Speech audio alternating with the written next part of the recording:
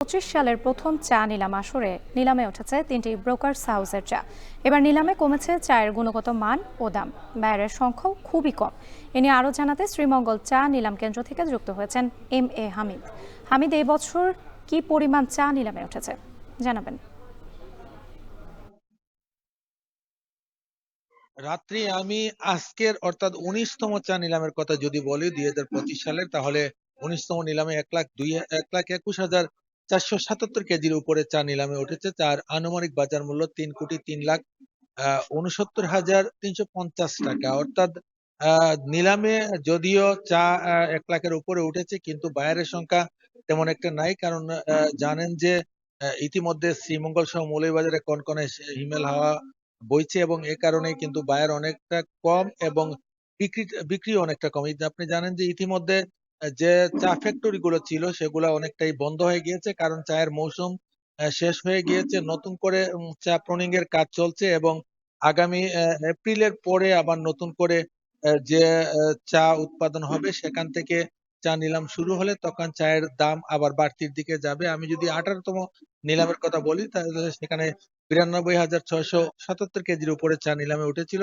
যেখান থেকে মাত্র 25,260 কেজির কিছু উপরে চা বিক্রি হয়েছে, যার গড় মূল্য ছিল 161 টাকা 12 পয়সা মাত্র। অর্থাৎ 3 ভাগের 1 ভাগ চাও কিন্তু পুরোপুরি বিক্রি হয়নি। আমি 2024 সালের যদি পরিসংখ্যান দেই, তাহলে সেখানে 2024 সালে মোট চা যেখানে অফারিং হয়েছিল তা ছিল 8,77,337 কেজি চা অফারিং হয়েছিল, যেখান থেকে বিক্রি হয়েছে 7,14,299 কেজির কিছু উপরে। অর্থাৎ 1,63,037 কেজির উপরে চা অবিকৃত রয়ে গিয়েছে। আমি এ বিষয়ে কথা বলেছিলাম ব্রোকার্স এবং বায়ারদের সাথে। আজকে শ্রীমঙ্গলের 3টি ব্রোকার, জালালাবাদ, রূপসী বাংলা এবং শ্রীমঙ্গল ব্রোকার্স, তাদের অফারিং চলছে। এই মুহূর্তে শ্রীমঙ্গলের অফারিং চলছে এবং কিছুক্ষণের মধ্যে অফারিং হয়তো শেষ হবে। আমি তাদের সাথে কথা বলেছিলাম, তারা বলছেন যে যেহেতু চায়ের বর্তমান মৌসুম শেষের দিকে, এই কারণে চায়ের গুণগত মান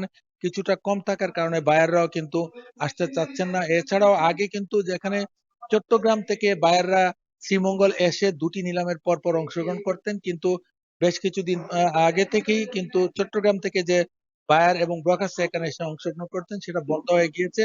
ইতিমধ্যে আমি টি বোর্ডের চেয়ারম্যানের সাথে এ বিষয়ে কথা বলেছিলাম। তিনি বলেছেন যে যদি শ্রীমঙ্গলের চা নিলাম কেন্দ্রকে আরো চাঙ্গা করতে হয়, এবং সে বিষয়ে তিনি ভেবে দেখবেন, এবং চট্টগ্রামের সাথে কথা বলে যাতে এই শ্রীমঙ্গলের চা নিলাম কেন্দ্রটি আরো চাঙ্গা করা যায় সেটা তিনি ভাবেন। আমি বায়ারদের সাথে কথা বলেছিলাম, তারা বলছেন যে চায়ের গুণগত মান খুব কম থাকায় তারা চা কিনতে পারছেন না, কারণ এই চা গুলো কিনে তারা বিক্রি করতে পারবেন না। এই ছিল আমার কাছে শ্রীমঙ্গল থেকে চা নিলাম নিয়ে সবশেষ রাত্রি।